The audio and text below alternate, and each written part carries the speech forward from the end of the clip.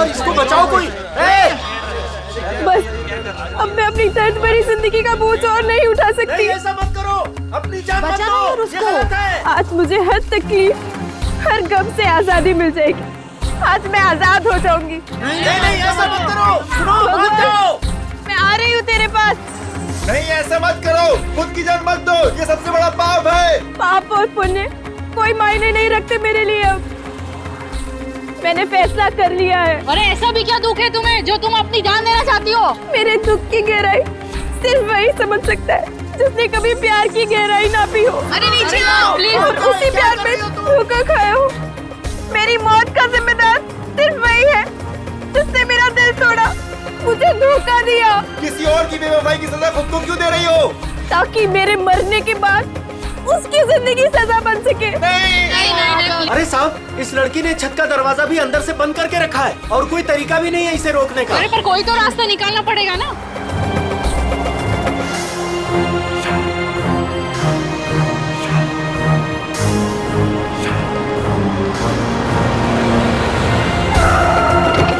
CID वाले आ गए, शायद ये कुछ करें। साहब मैंने ही आपको फोन किया था, वो रही लड़की। अभिजीत, इसे किसी भी हालत में बचाना होगा।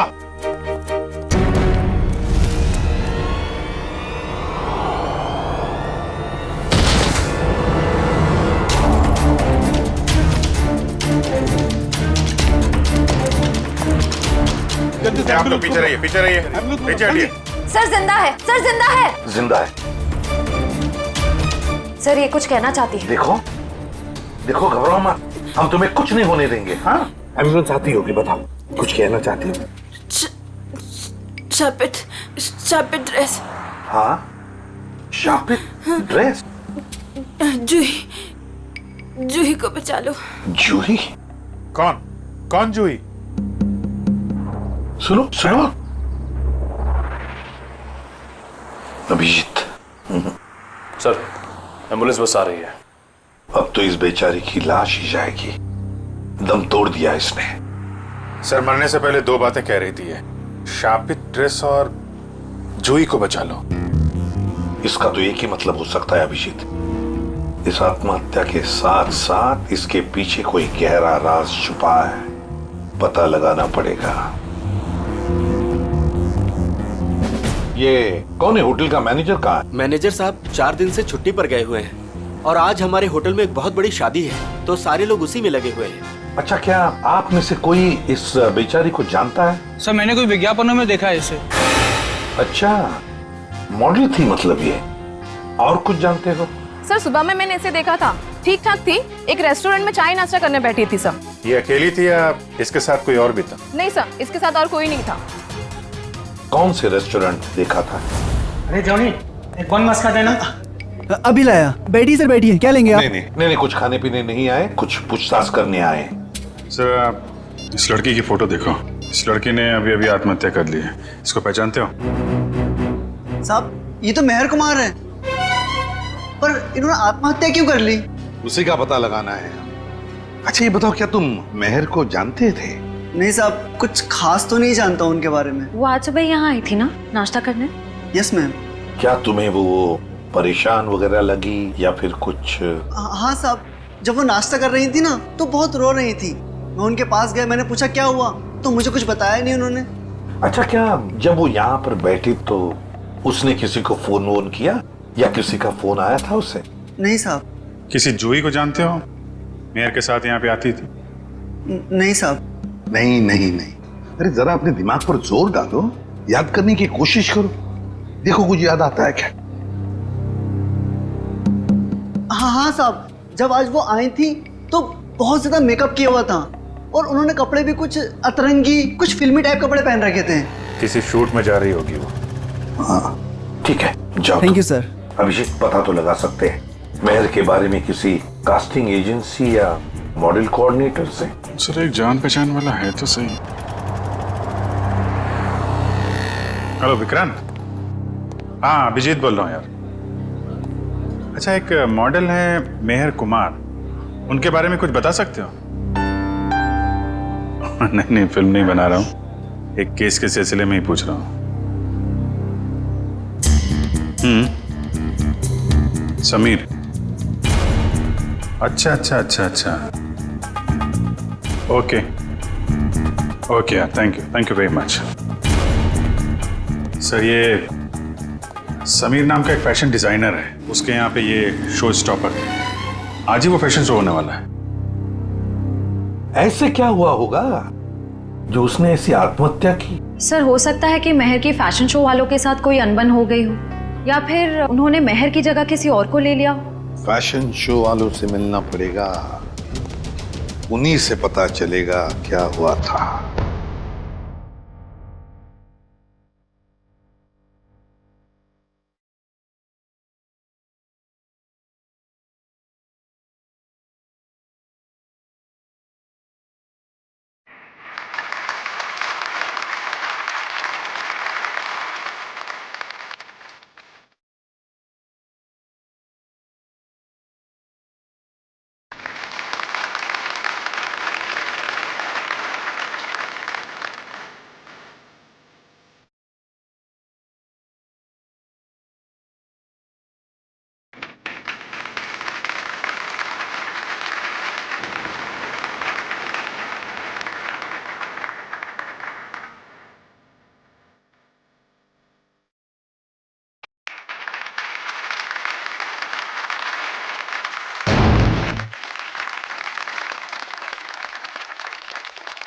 प्यारे दर्शकों, उम्मीद करता हूं आप इस फैशन शो का आनंद ले रहे हो, आपको बहुत मजा आ रहा है। लेकिन अब वो घड़ी आ चुकी है जिसका आप सभी को बेसब्री से इंतजार है। अब आपके सामने आ रही हैं हमारे शो की शो स्टॉपर्स। तो तालियों की गड़गड़ाहट से स्वागत कीजिए हमारी शो की पहली शो स्टॉपर, जिनका नाम है लिजा, और जिनका आंख से खेलना बाएं हाथ का खेल है।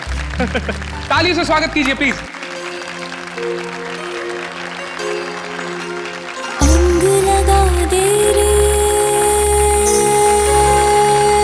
आग सिंबल है ज्वाला का, जिसकी वजह से आज औरतें चांद को छू रही। तो ये थी उन सभी औरतों के लिए समर्पित है जिसकी वजह से आज औरतें चांद को छू रही हैं।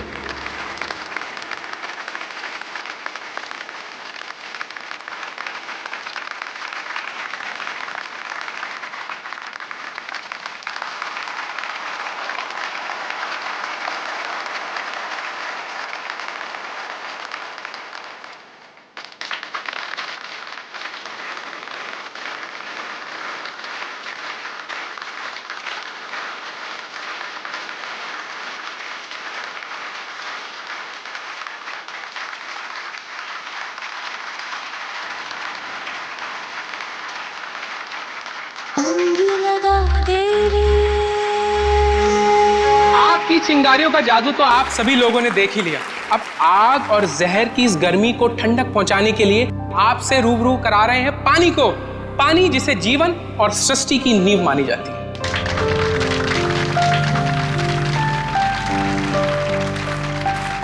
दोस्तों, स्वागत कीजिए हमारी दूसरी शो स्टॉपर गायत्री का।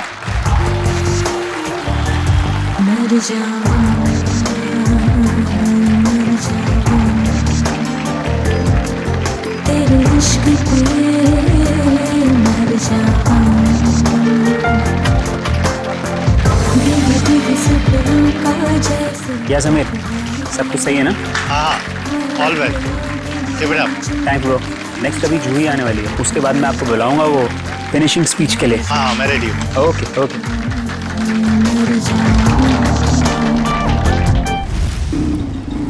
फैशन शो का वेन्यू कितनी दूर है अभी? तो तकरीबन 2 किलोमीटर दूर है, आगे सिग्नल से राइट। दोस्तों, अब वक्त है हमारी शो की आखिरी शो स्टॉपर का, जिसका नाम है जूही, जो मुंबई में आपको हिल स्टेशन की ठंडी ठंडी वादियों का एहसास करा देगा। तो स्वागत कीजिए हमारी तीसरी शो स्टॉपर जूही का।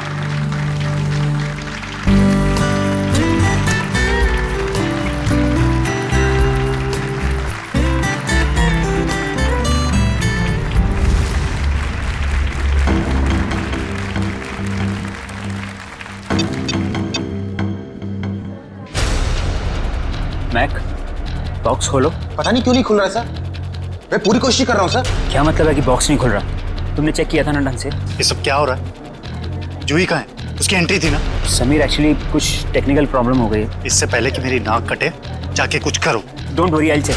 Don't worry. एक्सक्यूज मी, ये जूही कौन है यहाँ पे? आप लोग? हम सीआईडी से। सीआईडी?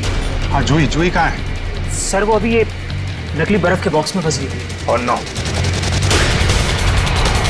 यार, इसको खोलो। कैसे खुलता है ये? हम इसे ही खोलने की कोई। ओह माय गॉड, ये इतना ठंडा क्यों है? क्योंकि ये नकली बर्फ नहीं, असली बर्फ है। इसके तोड़ने का कुछ सामान लाओ जल्दी। जूही तो जम गई है।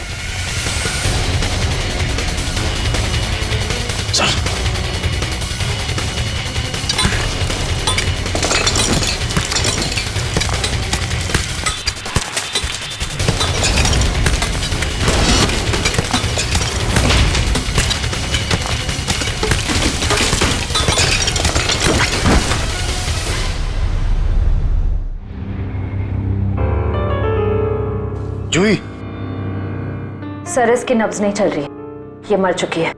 माय गॉड, मेरे फैशन शो में मौत। किसकी लापरवाही है? लापरवाही नहीं है ये, मर्डर है, मर्डर। खून हुआ है जूही का।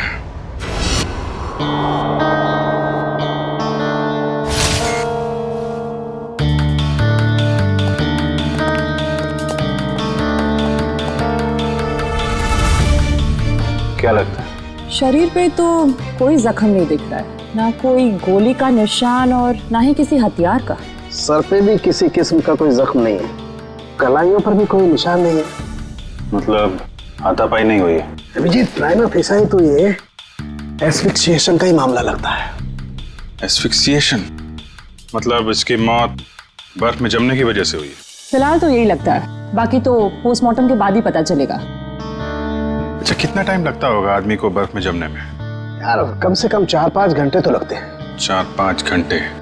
मतलब 4-5 घंटे से ये गायब होगी और किसी ने इस तरफ ध्यान भी नहीं दिया। हाँ सर, इसे तो नकली आइस बॉक्स में आना था। किसी ने नकली आइस बॉक्स की जगह असली बर्फ की सीली लगा दी और किसी को पता भी नहीं चला। वही तो। सर सच कह रहा हूँ मैं, वो नकली एक्रेलिक बॉक्स आज सुबह ही आया था, मैंने खुद देखा उसे। और ये नकली आइस बॉक्स असली बर्फ में बदल गया। किसी ने कोई जादू वादू कर दिया था क्या उस पे? इसके बारे में तो विनीता से ही पूछना पड़ेगा। उसकी जिम्मेवारी थी कि वो जूही को उस बॉक्स में डाले। विनीता कहाँ है? बुलाओ जरा उसे। जी, मैं भी बुला के लाता हूँ। मिस्टर समीर, ये शापित ड्रेस का क्या चक्कर है? कई साल पहले मधुमिता नाम की एक मॉडल ने वो खूबसूरत ड्रेस पहना, लेकिन अफसोस एक फैशन शूट के चलते उसकी मौत हो गई। तब से मीडिया वालों ने इसको शापित ड्रेस का नाम दे दिया। आपका शो मेहर करने वाली थी ना? Yes sir. फिर अचानक शो से हटने की वजह? मेहर हमारी शो स्टॉपर थी, उसने भी सेम शापित ड्रेस पहनना था जो जूही ने पहना, लेकिन पता नहीं क्या अजीब हुआ और उसने खुद अपनी मर्जी से ये शो छोड़ दिया। क्या ऐसा क्या अजीब? आज सुबह। Hello girls. ओह हाय मेहर, आ गई तुम तो नहीं आने वाली थी राइट? हाँ, तुम तो यही चाहोगी ना कि मैं ना आऊं और सारी वाहवाही तुम अकेले ही लूट लो। हो प्लीज, सारी वाहवाही तो आज मुझे ही मिलने वाली है। गायत्री, तुम भी बहुत सीधी हो। इतना भी नहीं जानती कि दर्शक शो देखने तुम दोनों को देखने के लिए नहीं बल्कि मेहर को देखने आते हैं।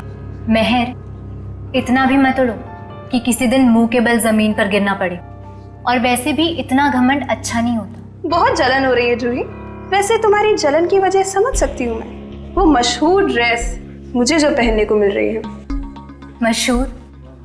मेहर, वो ड्रेस मशहूर नहीं, शापित है, शापित। और ये तुम्हारी बदकिस्मती है कि तुम्हें वो ड्रेस पहनने को मिल रही है। अरे मेहर, तुम अभी तक रेडी नहीं हुई? चिल आंटी, शो शुरू होने में भी बहुत वक्त। अरे बिल्कुल वक्त नहीं है, तुम जाओ और चेंज कर लो। तुम्हें मेकअप कराने में भी आधा घंटा लगता है। ओके, मेरी ड्रेस कहाँ है? तुम्हारे चेंजिंग रूम में।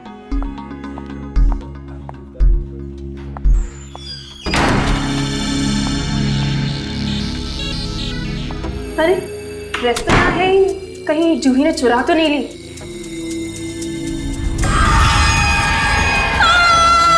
अरे ये तो मेहर की आवाज है। क्या हुआ मेहर? क्या हुआ मेहर? क्यों? मेरे चेंजिंग रूम में कोई है। अरे कोई फैन घुस आया होगा। कोई फैन नहीं, हाँ एक औरत लटक रही है। औरत? मैं देखता हूँ।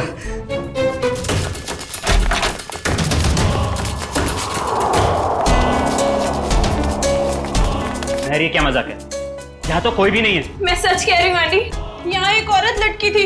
यहाँ कोई औरत नहीं है मेहर, ये तुम्हारा ड्रेस है। पर सच में यहाँ एक औरत थी। अगर यहाँ कुछ देर पहले औरत थी तो इतनी जल्दी कहाँ गई? मेहर, ये सब तुम्हारे दिमाग का एक वहम है और कुछ नहीं।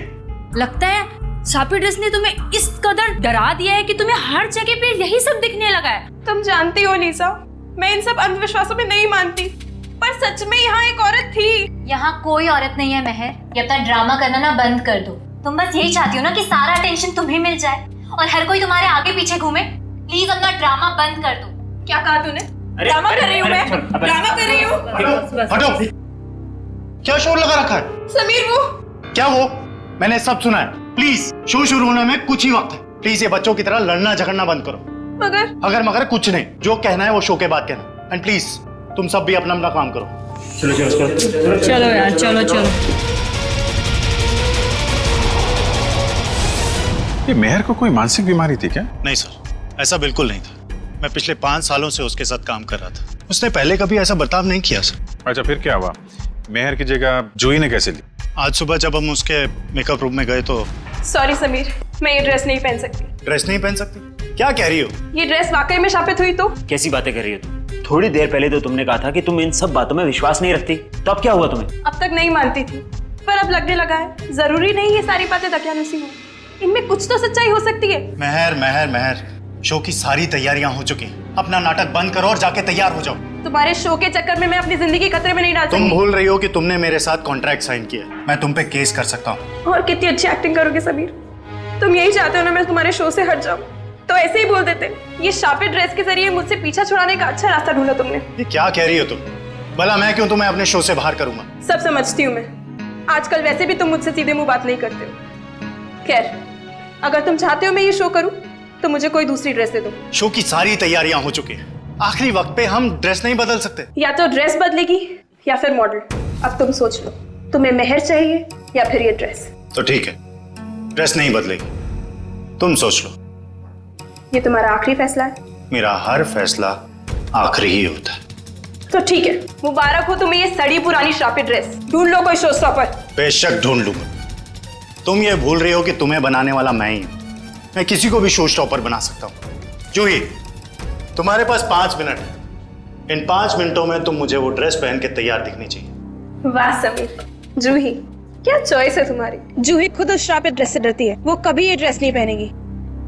जूही, जो तुम्हें 5 मिनट दिए गए थे उसमें से 10 सेकंड गुजर चुके। तुम वो ड्रेस पहनोगी?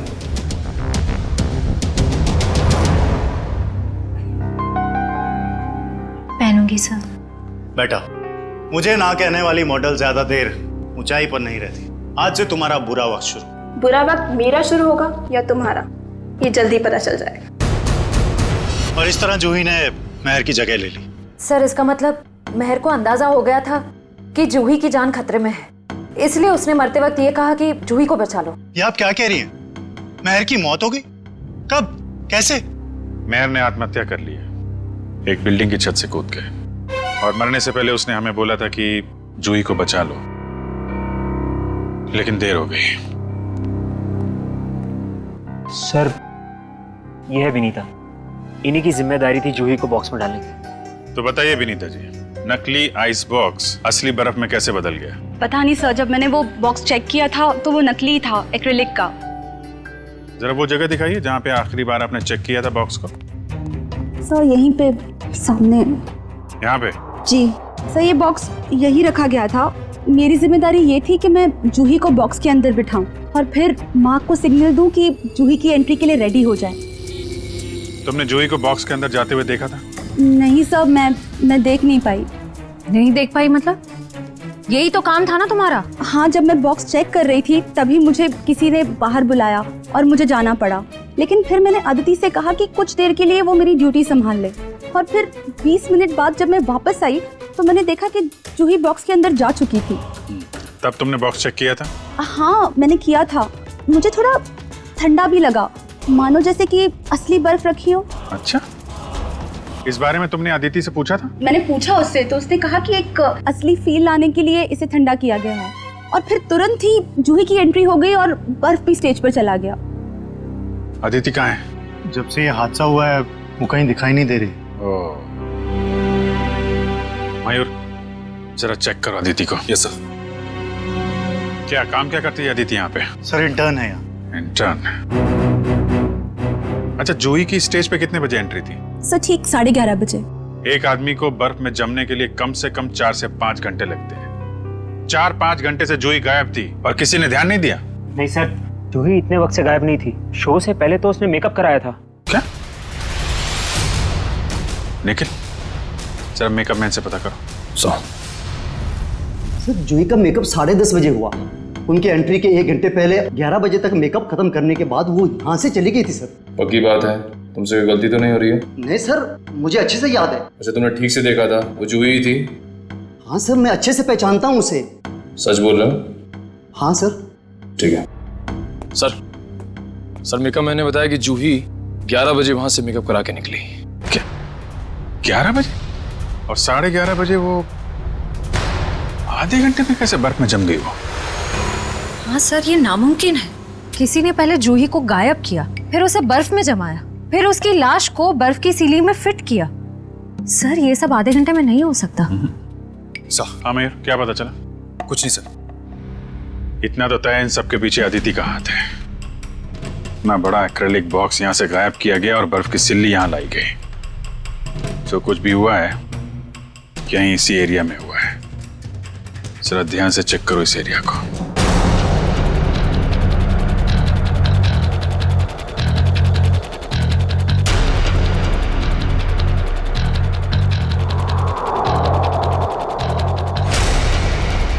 ये देखो, यहाँ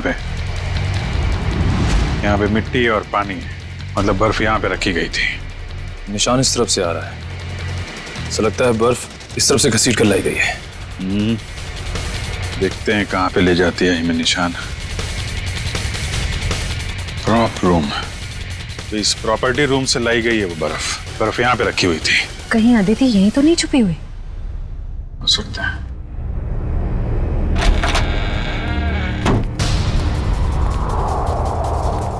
चेक करो कमरा।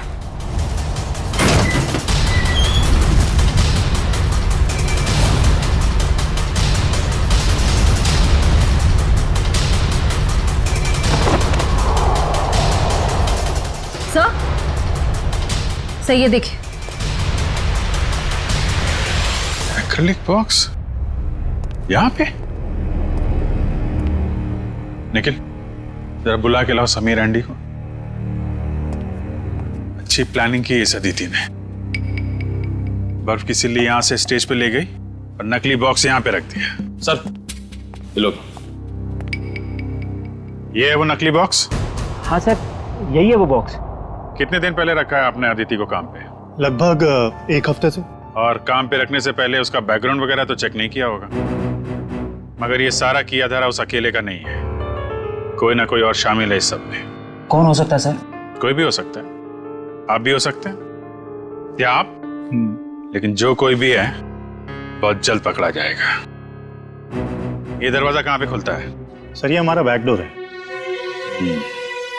शायद बर्फ यहीं से लाई गई है। गार्ड है यहाँ पे? हाँ सर, गाड़ी यहीं बैठता है। कितने बजे से ड्यूटी पे हो यहाँ पे? सुबह 8 बजे से। फिर तो तुमने देखा होगा ना बर्फ की सिल्ली कौन लेके गया अंदर? नहीं, अंदर तो कोई बर्फ की सिल्ली नहीं गई साहब। अरे यार ठीक से याद करो, कोई कार या टेम्पो में सामान लेके गया हो? देखता हूँ साहब। हाँ साहब, 9:30 बजे एक ट्रक आई थी। हॉल का एसी खराब हो गया था, उसको रिपेयर करने आए थे। जाओ उस रिपेयर वाले का नंबर दो एसी का। हाँ साहब, 100-210-3280। Hello hello, Gleam repair service. जी हाँ। आज सुबह आपने ट्रोली हॉल्स में किसी को एसी रिपेयर करने भेजा था?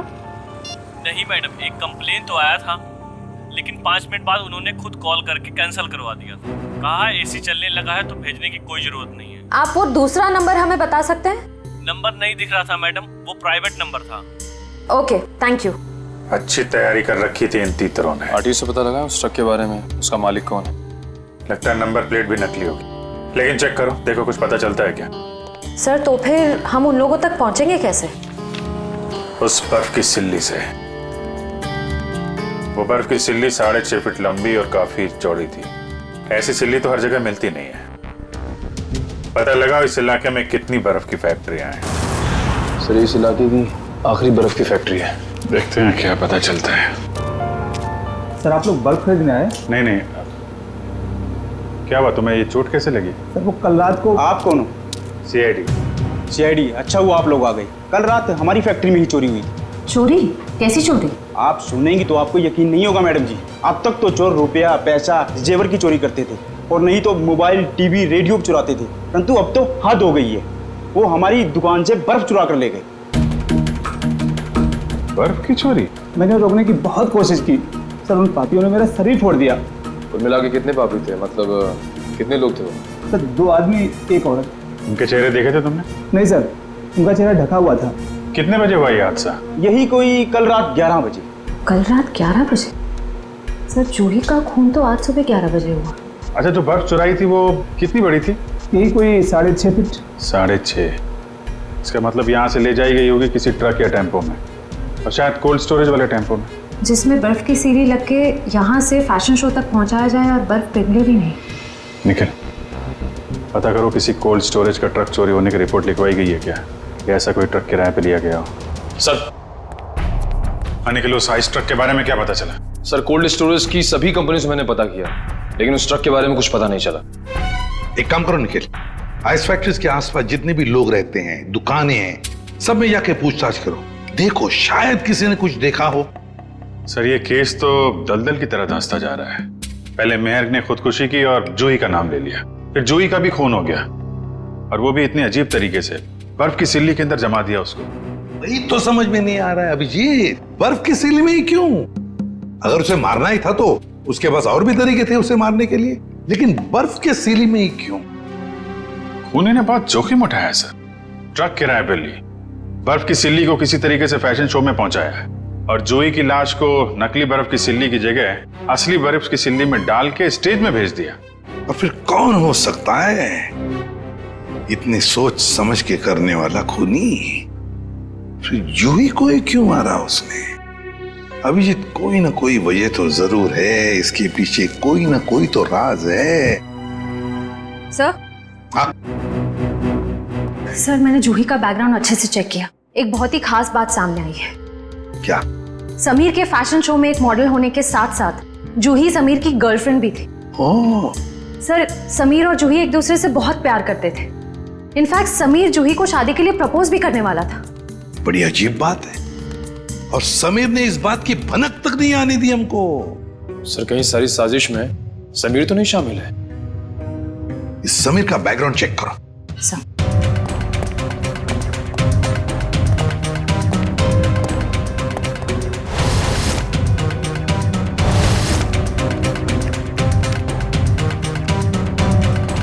सर समीर के बारे में ये तो बहुत ही इंटरेस्टिंग बात पता चली। नताशा नाम की लड़की की लाश मिली थी कोल्ड स्टोरेज फैक्ट्री में 5 साल पहले। नताशा नाम के लड़की की मौत की इंफॉर्मेशन समीर के बैकग्राउंड में क्यों? क्योंकि सर नताशा भी समीर की गर्लफ्रेंड थी। नताशा भी समीर की गर्लफ्रेंड थी? सर नताशा भी समीर की गर्लफ्रेंड और जूही भी। सर कहीं समीर ने तो नहीं दोनों को मार दिया? पुलिस को यही शक था, पर अदालत में कुछ साबित नहीं हो पाया। नताशा का देखो बैकग्राउंड जरा, देखो कुछ डिटेल्स है क्या?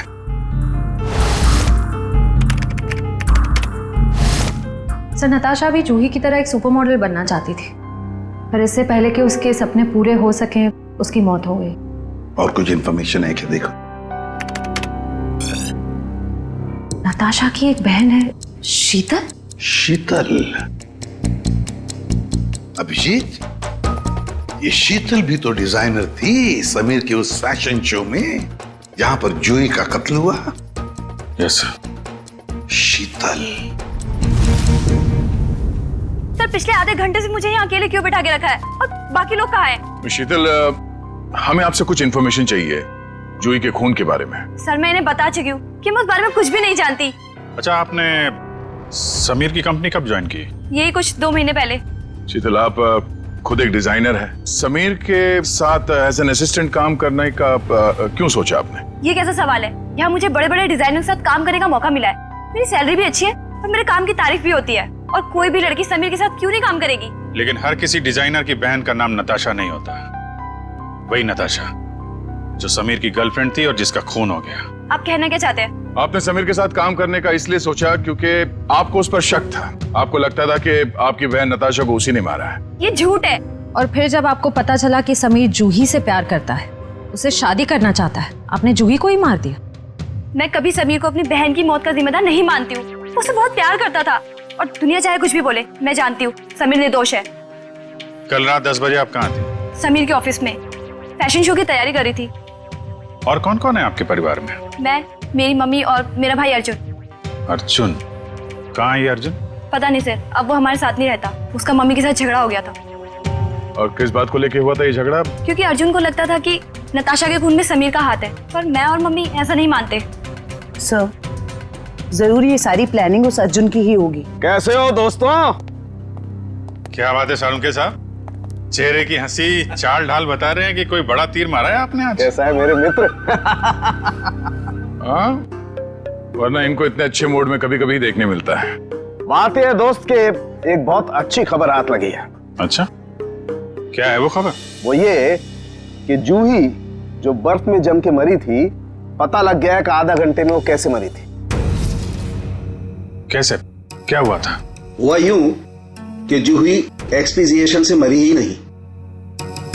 क्या मतलब सालुंके साहब, जूही की मौत बर्फ में जमने से नहीं हुई है? नहीं। तो फिर कैसे हुई है? जहर से हुई है। क्या? जहर से? हाँ, ये देखो, नीडियोजोमाटा नाम का जहर है ये, जो शरीर में जाता है सारी मसल्स को लकवा हो जाता है, हार्ट अटैक हो जाता है और 15 मिनट के अंदर मौत। मतलब जब जूही को उस बर्फ के सिले में लिटाया गया था, उसकी मौत उससे पहले हो गई थी? बिल्कुल। डॉक्टर साहब, ये जो जहर है नीडियोजोमाटा, वो कितनी देर में असर करता है? ज्यादा से ज्यादा 15 मिनट। ओह, मतलब स्टेज पे जाने से थोड़ी देर पहले उसे जहर दिया गया था। लेकिन सर, अगर खूनी जूही को फ्रीज करके मारना चाहता था, फिर वो उसे जहर क्यों देगा? कहीं 2 लोग तो शामिल नहीं है इस खून में? आप जी, एक ने जूही को बर्फ में रखा पर दूसरे ने उसे जहर दे दिया। यार तुम जरा अर्जुन का पता लगाओ, तब तक हम लोग इस वैन्यू को दोबारा छान मारते हैं। वो जहर नीडियोजोमाटा 15 मिनट में असर करता है डॉक्टर साहब। तो मरने से पहले वो तो मेकअप रूम में थी, मतलब जहर उसे मेकअप रूम में ही दिया गया होगा। तो देखते हैं फिर इस मेकअप रूम में कहाँ जहर है। लेकिन खोल करके स्प्रे दो, ऊपर ही पर रखा है।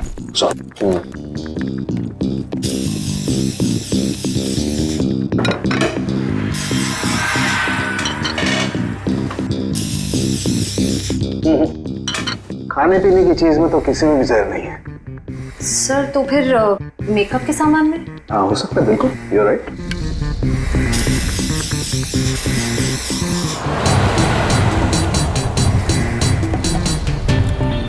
कहाँ है?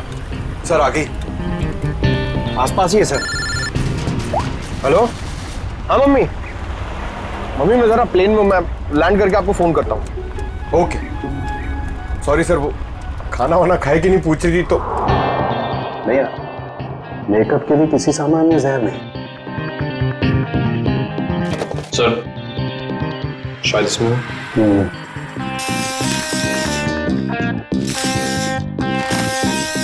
नहीं, डस्टबिन में भी नहीं है। जरा उस मेकअप मैन को बुला के ला।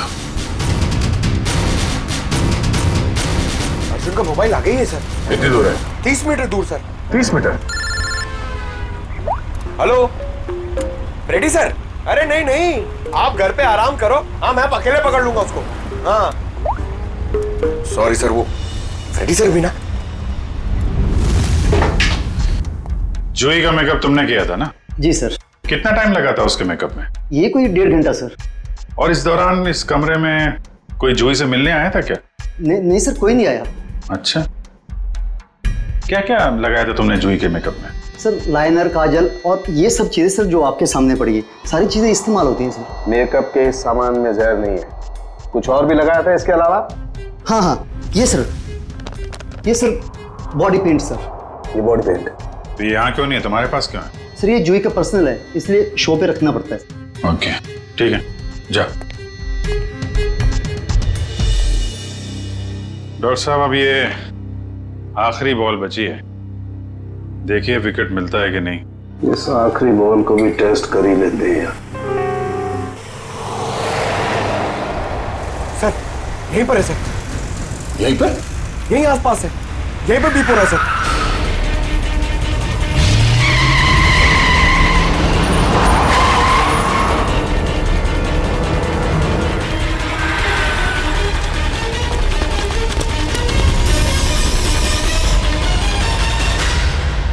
तुम्हारी आखिरी बॉल ने कमाल कर दिया। ये देखो। सर विकेट तो मिल गया।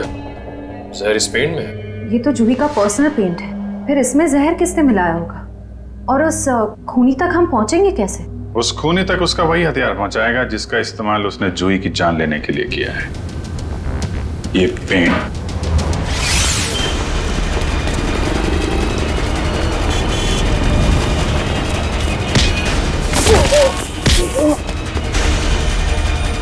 इतना आसान नहीं होता सीआईडी से बचना, समझे?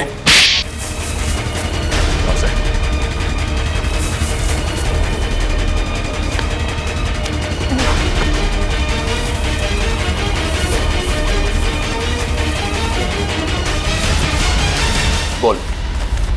जिस पर नताशा की अर्थी उठी उसी दिन मैंने ये तय कर लिया, चाहे कुछ भी हो लेकिन एक न एक दिन मैं उसकी मौत का बदला जरूर लूंगा। मगर तुम तो समीर से बदला लेना चाहते थे ना, तो फिर जूही को क्यों मारा? क्योंकि जूही समीर की गर्लफ्रेंड थी। जैसे उसने मेरे से मेरे किसी अपने को छीना, मैंने भी उससे उसके किसी अपने को छीन लिया। इसलिए मैंने एक लंबा प्लान बनाया और सबसे पहले अपनी दोस्त अदिति को वहाँ काम करने भेजा, इंटर्न के रूप में। और शो स्टॉपर मेहर को भूत दिखाकर उसे डरा दिया ताकि वो खुद ये शो करने से मना कर दे।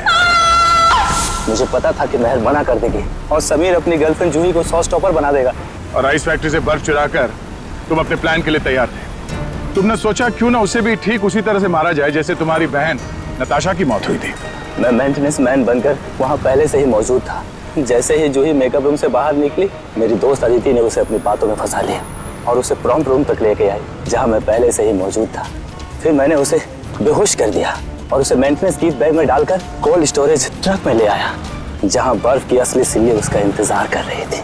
और फिर तुमने जूही की लाश को बर्फ की सिल्ली में लेटा दिया। हाँ, मैं बर्फ की सिल्ली को पहले से ही खोखला कर दिया था ताकि उसमें जूही को आसानी से भर सकूं। और उसके बाद मैंने खाली जगह को ताजी ताजी बर्फ से भर डाला। और उसके बाद तुमने नकली आइस बॉक्स को वहां से गायब किया और उसकी जगह पे असली बर्फ की सिल्ली रख दी। मेहनत तो बहुत की थी तुमने अपनी बहन नताशा की मौत का बदला लेने के लिए, मगर तुम्हारी जानकारी के लिए मैं तुम्हें बता दूं कि जूही की मौत बर्फ में जमने से नहीं बल्कि जहर से हुई थी। जहर से। क्या? हाँ। लेकिन मैंने तुझे जहर नहीं दिया। तुमने नहीं, किसी और ने। बदकिस्मती से जूही का तुम्हारे अलावा कोई और भी दुश्मन था। एक साथ दो लोग उसे मारना चाहते थे। इसका मतलब मुझे तो फांसी नहीं होगी ना सर? भले ही जूही की मौत तुम्हारे तरीके से नहीं हुई हो, मगर इससे तुम्हारा जुर्म कुछ कम नहीं हो जाता।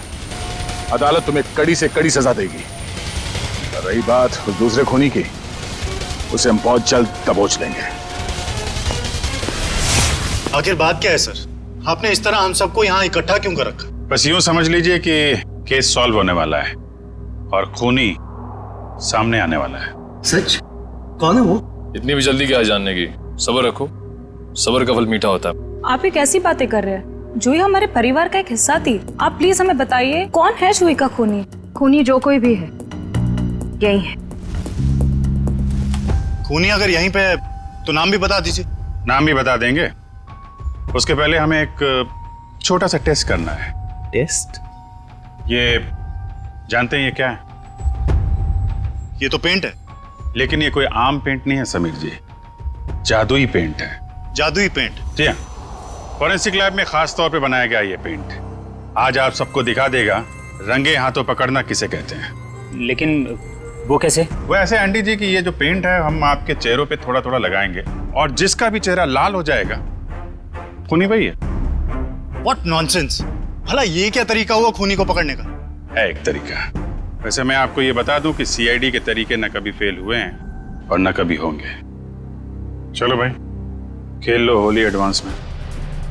मुझे नहीं लगाना ये पेंट वेंट, मेरी स्किन खराब हो जाएगी। मैडम पेंट तो आपको लगवाना पड़ेगा, तभी तो आपके आने वाले भविष्य का पता चलेगा।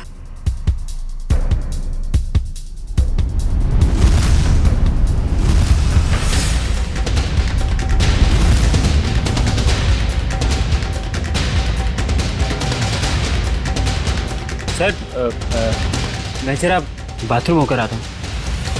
मिस्टर एंडी, थोड़ा पेंट लगवा लीजिए, फिर बाथरूम में जाके मुंह भी धुल लीजिएगा। सर वो मैं सर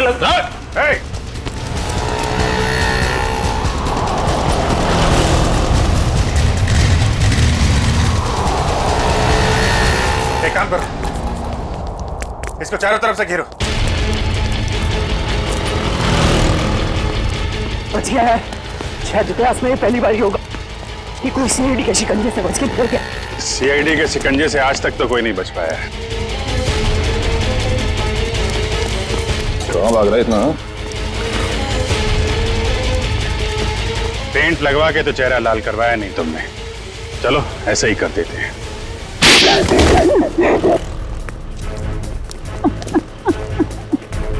मैंने ही मारा जूही को।